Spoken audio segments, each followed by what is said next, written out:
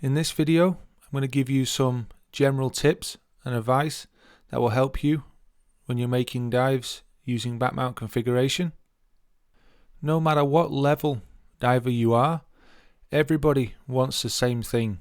You want to move around as efficiently as possible underwater and make the least impact on the environment. And a big part of that is being correctly weighted when you dive. There's a 15-minute separate video covering just that. It all starts with dive masters, instructors and guides. You guys all set the standards to what everybody else following you adheres to. If they see you overweighted, carrying extra additional weight, having a poor profile and diver trim in the water, of course they're going to copy this.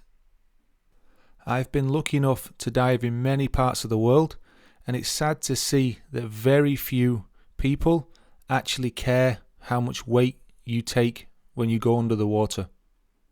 I keep coming back to this, but not being correctly weighted is one of the major factors when it comes to divers having problems underwater. If you take diving in the blue, for example, and I mention this a lot in all my videos, is use a control line or have reference points so you can gauge your buoyancy control around those points. For example, it's great when you're learning finning techniques and you want to keep a certain distance from the line. Now for some tips on mask clearing. I want to be clear, there is nothing wrong with holding your nose. I encourage divers just to hold when they feel discomfort. When the discomfort goes away, then they release the nose, continue breathing, and then they attempt to clear the mask. It's very important that a lot of regulators you use in warm water countries use an A-clamp or international fitting on the first stage rather than DIN.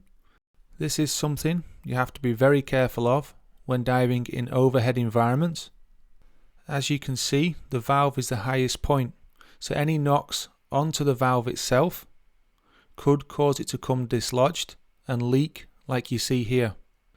Me personally, I only dive in overhead environments using a DIN first stage where the threads go inside of the valve, so better protected, and I also use a fully redundant equipment configuration which is Sidemount, which gives additional safety in terms of air redundancy and possible catastrophic gas loss failures.